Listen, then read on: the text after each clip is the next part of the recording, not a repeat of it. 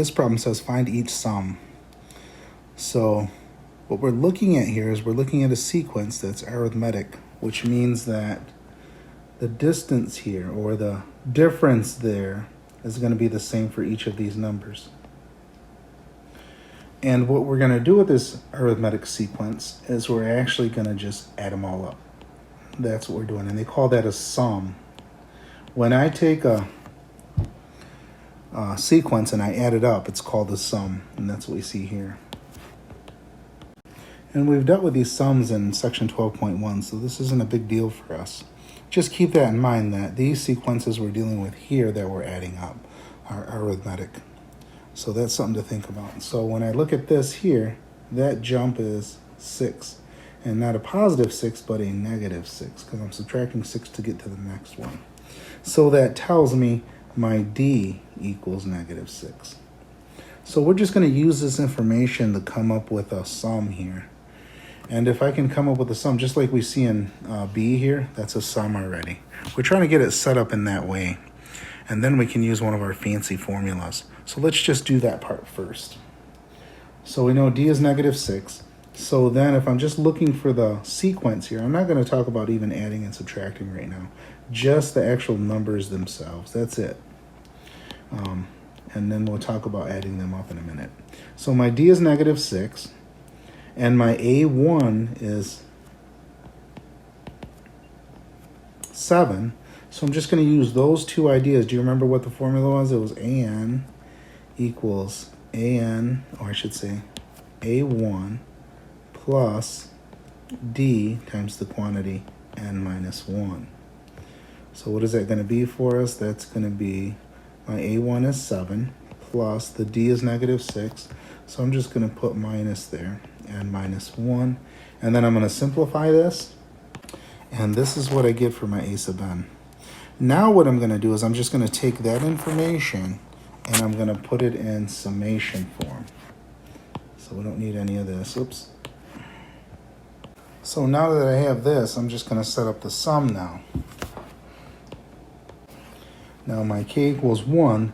Now I don't know where this thing ends here because all I have is a beginning number, but I am going to have this 13 minus 6n here. And all I need now is this number here.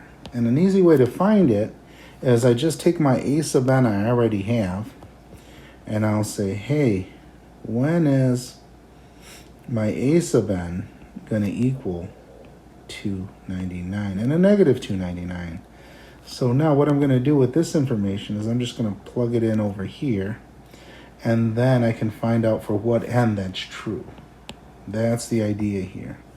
So then I'm going to say negative 299 equals 13 minus 6n. And then I add 13 first, or subtract 13 first, excuse me. So that's going to be negative 312. And that equals negative 6n. And then I divide by negative 6, both sides. Okay, and then I get, so then my n would equal 52. So that means if my n is 52, that's going to go up here. Now the reason why I was trying to set this up in this form is because we do have a formula for this. So that's kind of nice. So take a look at this. So there it is. So if we're going to take a look at this, we can essentially, so in using these formulas, I'm going to want to use this one down here. So now notice this, my k equals 1, and I go to n, and that's what we're going to deal with. So if you notice here, we got to make sure we're starting at 1. That makes a difference here, and we are. And then we look at our n now, and n is here, which is up here. That's going to be 52 for us. And that's where we're going to see this n here. And then we have a sub n, so we're going to have to know the last term. That's what that a sub n is. So this is this number here. So those are the same. Okay, so we're just going to kind of sub everything in here. That's why I kind of erased as I went along, because we needed the space for this. So now I'm just going to say equals, and then my n is 52, so it's going to be 52 over 2. And then A1, we need this A1 here. And my A1 is my first term, that's here. Okay, so I'm going to put that in. That's going to be 7 for us. And then plus, and my A sub n, like I said before, that was 299. So I'm just going to put a negative 299 in there. No big deal. All right, so there it is. So that's my setup, and whatever that value gives me, that's what the sum of this would be if I just took 1, when I plug 1 in for n, when I plug 2 in for n. So if I just take all of these numbers here and add them up, 7 plus 1 plus negative 5 plus negative 11, that's the number I'm going to end up with here. And again, hopefully you guys notice it will be negative because I got a negative 299 here. And the largest positive number I have is 7. So that answer should be negative too when it's all said and done. So then this is going to equal 26 times negative 292, which equals negative 7,592. So there's our answer for this one here, and that's the first one. That's the sum. We just found the sum here. Okay, now what we're going to do is we're going to work on that next one now. And just in the same way. For the second one is nicer because it's already set up in a nice sweet form for us. So there's not much we have to do for this one here. We don't have to find the sum for it. First find the sequence. We don't have to do any of that. This one we just have to plug in our handy dandy formula. So this n here is 100 for us.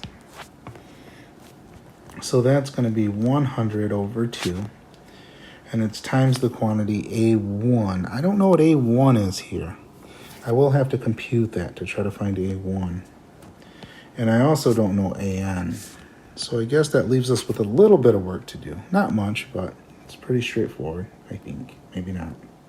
Okay, so then A1 is going to equal, and all I'm going to do is do 6 minus 1/2. And remember what this subscript means. It means that's what I plug in for n.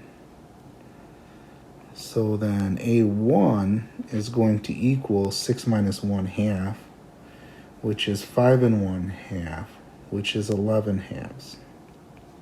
Okay, and then I'm just going to find AN. And find out what our n is. Our n is actually 100. AN means the last term. Excuse me. So that would be 6, and I know it's the last term because there's 100 there. That's my n. Okay, so 6 minus 1/2 times 100. So 100 times 1/2 is going to be 50. So 6 minus 50 is going to be negative 54. Okay, so those are those two values there, and I just plug them in for it. So again, my A1 is 11 halves, and my AN is 54. So we're just going to plug those values in here. So 11 halves plus